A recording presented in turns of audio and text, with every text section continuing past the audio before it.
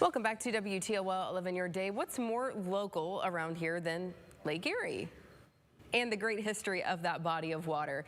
Every Great Lake has its lighthouses and its secrets. Dianna Higgs Stampfler tells us the tales of those big lights, the lake secrets, and even death in her book, Death in Lighthouses on the Great Lakes. Good morning. Thanks for joining us today. Well, thanks for letting me share a little bit about my stories and how they pertain to your local community there. Yeah, of course, we're right here on Lake Erie. It's a huge part of everything we do around here. So what inspired you to write this book?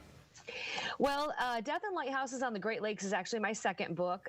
In 2019, I wrote a book called Michigan's Haunted Lighthouses. And when I got done with that, I had a handful of stories that weren't necessarily ghostly related, but they were kind of interesting and bizarre in the way some of these keepers had died. And so I started to delve into that a little bit more. And I didn't really find enough in Michigan, but I thought, you know, if I broaden my reach to the whole Great Lakes region, I might be able to find some more stories. And boy, did I find some stories. And what was really great, particularly about the South Bass Island Lighthouse, was I was doing all this research during COVID, which was interesting enough. But we did get a chance to come down, and I've been wanting to go to Put-in-Bay for quite some time. And so we made it out to the island, and we toured around. We stayed there for 4 days and went out to the lighthouse and went to the cemetery and tried to do some of the research on the keepers who had died there. Interestingly enough, the first man was an assistant. His name was Sam Anderson, and he died during a smallpox pandemic in 1898. Not from the disease itself, but they say he committed suicide because he was afraid of contracting the disease. Wow. But I'm concerned about if a man is screaming for his life to not die from smallpox, why would he commit suicide? It's a little of an interesting question there. Yeah. And after him, the main keeper, Harry Riley, was found wandering the streets of Sandusky. He had gone mad, and he was sent to the Toledo State Hospital. So I got a chance to go to that complex, visit the cemeteries, and do research there as well. So I really learned a lot more in this book than my first, and particularly that memorable trip down to Ohio and to South Bass Island. You know, I hope you enjoyed your time here. It's some great things to see in the Put-in-Bay, South Bass Island areas. You know, and then it kind of came full circle for you when, you know, it was during the pandemic that you were doing this research, and then you read this story, and it's kind of like, well, this is a little eerie, Lake Erie. So lots of interesting stories. Now, of course, working at a lighthouse was a really important job, but I guess it was kind of lonely for these folks, huh? It was.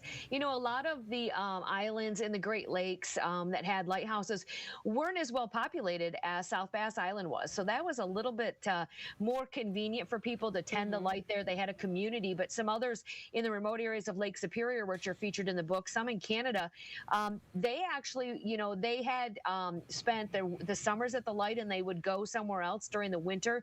And it was very desolate. It was a very dangerous job. It was lonely. Often these keepers didn't even take their families to these remote lighthouses.